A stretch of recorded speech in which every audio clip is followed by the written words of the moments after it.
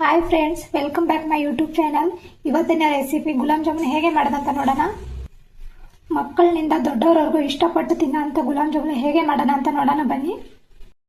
ಇಲ್ಲಿ 2 ಬೌಲ್ ಸಕ್ಕರೆ ತಗೊಂಡಿದ್ದೀನಿ, 1-2 ಸ್ಪೂನ್ ತುಪ್ಪ ತಗೊಂಡಿದ್ದೀನಿ, 4 ಏಲಕ್ಕಿನ ತಗೊಂಡಿದ್ದೀನಿ, 1 ಲೋಟ ಆಗೋಷ್ಟು ಹಾಲು ತಗೊಂಡಿದ್ದೀನಿ, ಕ್ವಾಲಿಟಿ ಅವ್ರದ್ದು ಗುಲಾಬ್ ಜಾಮೂನ್ ಪ್ಯಾಕೆಟ್ ತಗೊಂಡಿದ್ದೀನಿ. 175 ಗ್ರಾಮ್ ಇದೆ. ಪ್ರೈಸ್ ಬಂದ್ಬಿಟ್ಟು 145 ಇದೆ.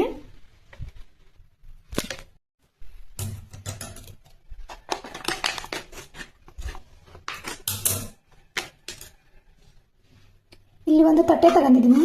ಗುಲಾಬ್ ಜಾಮೂನ್ ಪ್ಯಾಕ್ ಓಪನ್ ಮಾಡಿಬಿಟ್ಟು ಈ ಥರ ಹಾಕ್ಕೋತಾ ಇದ್ದೀನಿ. ಇದಕ್ಕೊಂದು ಸ್ಪೂನ್ ಅಷ್ಟು ತುಪ್ಪ ಹಾಕ್ತಾ ಇದ್ದೀನಿ. ತುಪ್ಪ ಹಾಕಿದ್ರೆ ಸ್ಮೂತಾಗಿ ಬರುತ್ತೆ ಚೆನ್ನಾಗಿ. ಇವಾಗ ಸ್ವಲ್ಪ ಸ್ವಲ್ಪ ಹಾಲು ಹಾಕ್ಬಿಟ್ಟು ಕಲಿಸ್ತಾ ಇದ್ದೀನಿ. ಸ್ವಲ್ಪ ಸ್ವಲ್ಪ ಹಾಕಿ, ಜಾಸ್ತಿ ಹಾಕ್ಕೋಬೇಡಿ.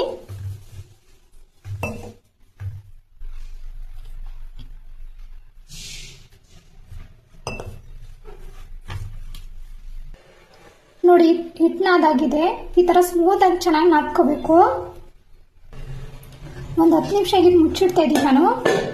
ರೆಸ್ಟಿಗೆ ಇಡೋಣ ಒಂದು 10 ನಿಮಿಷ. ಸಕ್ಕರೆ ಪಾಕ ಮಾಡೋಣ ಬನ್ನಿ.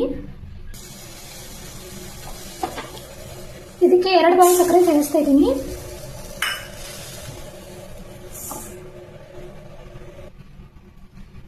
ಎರಡು ಬೌಲ್ ನೀರು ಸೇರಿಸ್ತಾ ಇದ್ದೀನಿ.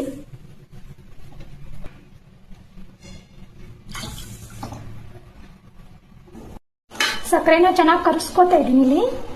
ಇಲ್ಲಿ ಏಲಕ್ಕಿ ಪುಡಿನ ಸೇರಿಸ್ತಾ ಇದ್ದೀನಿ. 10 ನಿಮಿಷ ಆಗೋಗಿದೆ ನೋಡಿ. ಮೊದಲು ಇಲ್ಲಿ ಕೈಗೆ ತುಪ್ಪ ಸೋರಿಸ್ತಾ ಇದ್ದೀನಿ. ನಾನಿಲ್ಲಿ ಚಿಕ್ಕ ಚಿಕ್ಕ ಉಂಡೆ ತಗೊಂಡಿದ್ದೀನಿ ನೋಡಿ. ಇಲ್ಲಿ ಈ ತರ ಮಾಡಬೇಕು.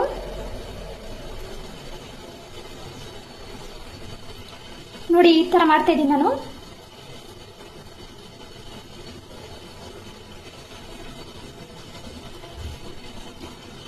ಚಿಕ್ಕ ಉಂಡೆ ಮಾಡಿದ್ದೀನಿ ನೋಡ್ರಿ. ಇಲ್ಲಿ ಇಷ್ಟು ನಾವು ಉಂಡೆನ ಕಟ್ಕೋಬೇಕು, ಕ್ರ್ಯಾಕ್ ಬರಬಾರ್ದು, ಇಲ್ಲಾಂದ್ರೆ ಎಣ್ಣೆಗೆ ಹಾಕಿದ್ರೆ ಒಡೆದೋಗುತ್ತೆ.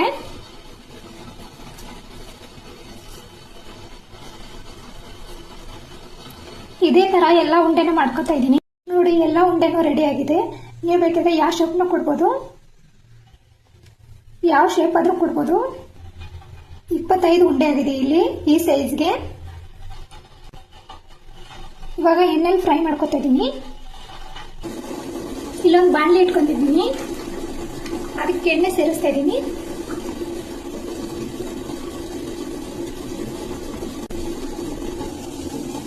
ಎಣ್ಣೆ ಚೆನ್ನಾಗಿ ಕಾಯ್ದಿದೆ ನೋಡಿ. ಇದು ಒಂದೊಂದಾಗಿ ಉಂಡೆ ಹಾಕ್ಬಿಡ್ತಾ ಇದ್ದೀನಿ.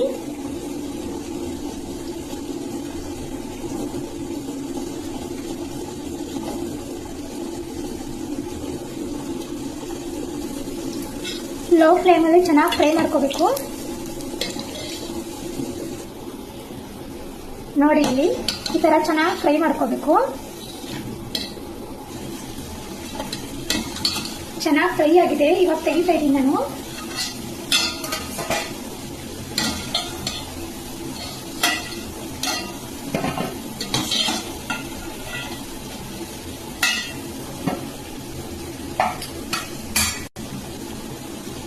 ಉಳಿದಿರೋ ಉಂಡೆನ ಹಾಕ್ತಾ ಇದ್ದೀನಿ.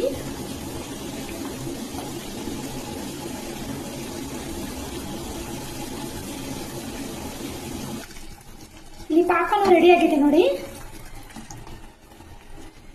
ಕೈಯಲ್ಲಿ ಹಿಂಗೆ ಅಂಟಬೇಕು. ಇದು ರೆಡಿ ಆಗಿದೆ. ಈಗ ಪಾಕ ಸ್ವಲ್ಪ ಜಾಸ್ತಿನೇ ಮಾಡ್ಕೋಬೇಕು. ಇದು ಸ್ವಲ್ಪ ಉಗುರು ಬೆಚ್ಚಗಿದ್ದಾಗೆ ಸೇರಿಸ್ತಾ ಇದ್ದೀನಿ.